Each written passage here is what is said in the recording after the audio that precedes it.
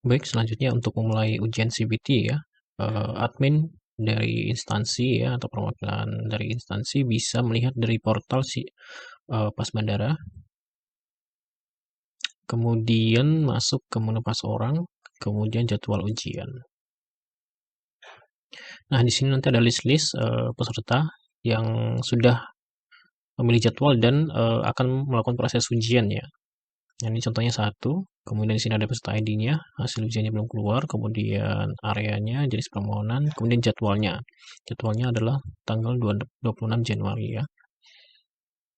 Nah, di sini untuk peserta ID-nya nanti akan dikirimkan secara otomatis dari sistem ke email pemohon dan admin ya.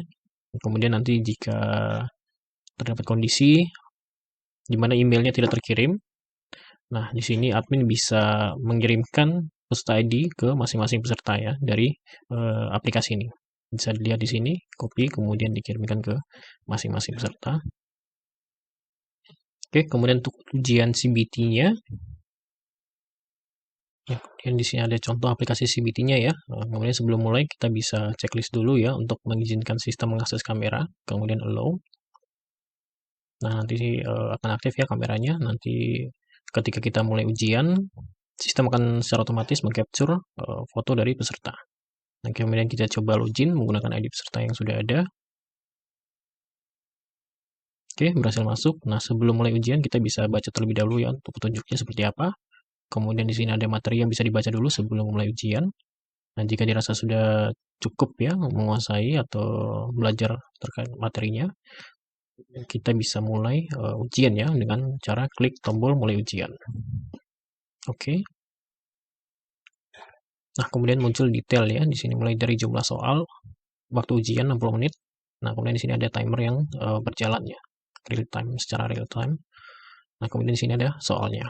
Ini bisa langsung diisi.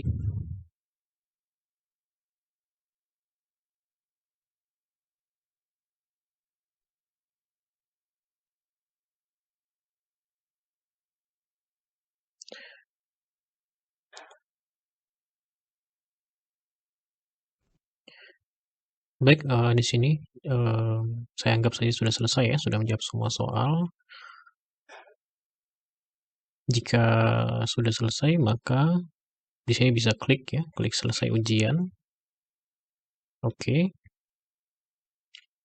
Nah, kemudian muncul hasilnya ya. Hasilnya di sini nilai ujian 25 poin, kemudian hasil ujian adalah direkomendasikan. Nah, untuk poinnya ini nanti petugas yang akan menentukan ya. Ini hanya sebagai contoh saja agar hasilnya adalah direkomendasikan ya. Tentu saja secara umum biasanya 25 poin tidak direkomendasikan ya.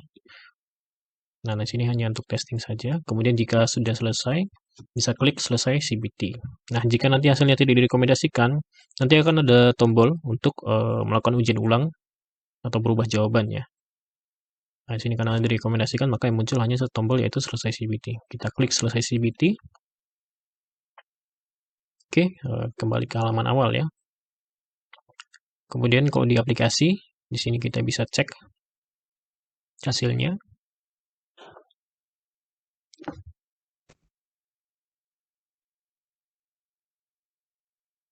Ya, di sini hasilnya adalah lulus ya. Oke, jika sudah lulus, ketika kita coba monitoring, nah langkah selanjutnya adalah masuk ke proses screening atau background check.